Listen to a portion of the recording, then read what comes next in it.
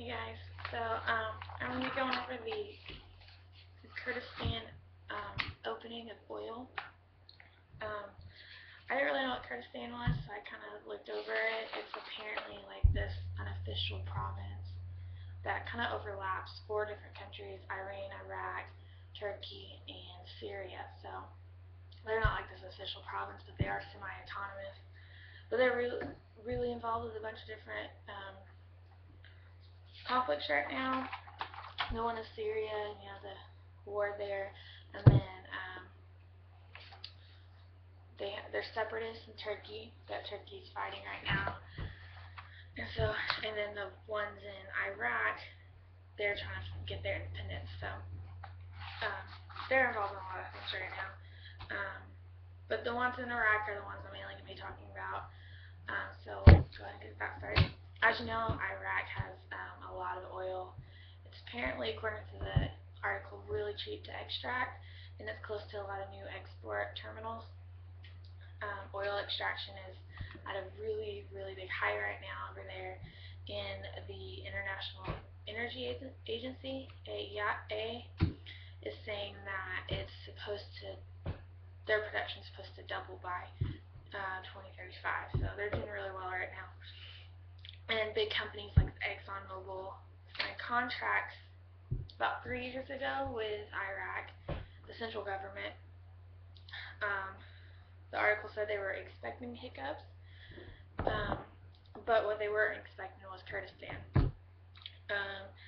Like I said, it's semi-autonomous, so they deal with their own oil themselves for the most part, and it's in the north of Iraq, south of Turkey. And they are offering more competitive and more lucrative deals. So more Western countries are not doing as much business with Iraq and are doing more business with Kurdistan. I don't know if I'm saying that right, hopefully. But ExxonMobil actually acquired a few blocks in the region last year, which the central government is not happy about. They're claiming the land is their own and considering the deal illegal. Others followed. Chevron and Gazprom and other big companies have also made deals with Kurdistan because it is so much more lucrative. But this might be dooming their business in the south of Iraq, where the central government has complete control over it. A British firm went down and did like a little look-around mission in the capital of Kurdistan, which is Erbil, last month, and they're saying that they're 11 years ahead of the rest of Iraq as far as political and commercial development, and they're searching for a way to become more independent, and they think that it's through oil. Right now they're funneling their oil as exports through the central government, but they're hoping to open up their own pipelines to Turkey, which would make Kurdistan financially independent, and so they would become not semi-autonomous and just completely independent, become their own state. And Turkey's kind of open to the idea, except that they are fighting their own Kurds. It's a culture. It's not just one huge collective state. It's different little mini, I guess, groups in each different country, so they're not all together. So they're fighting their own Kurds in the south. This has been going on for years. Apparently, I've read about it.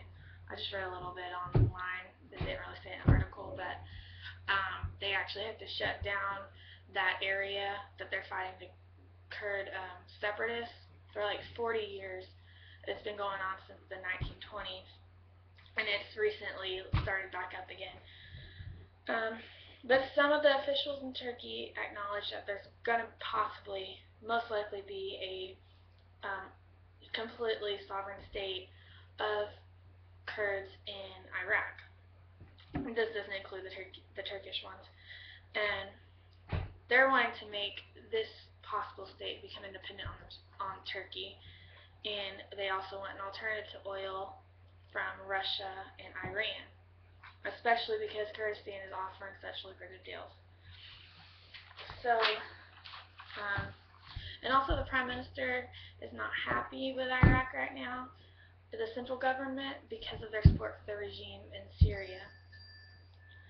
So, this is just kind of, the article didn't say what they thought was going to happen. It was just a very open article that, if the Kurds would support Turkey against the separatist Kurds in southern Turkey, then they might do business with them. But that's not very likely because they're trying to find their own independence as well.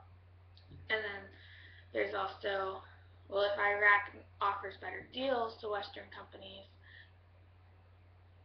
and to Turkey, then that might work out. So it's just kind of like back and forth, and don't really know what to do. But most likely, apparently, this article, Iraq will just offer better deals to Western companies, and that will lessen the deal that they're making with Kurdistan.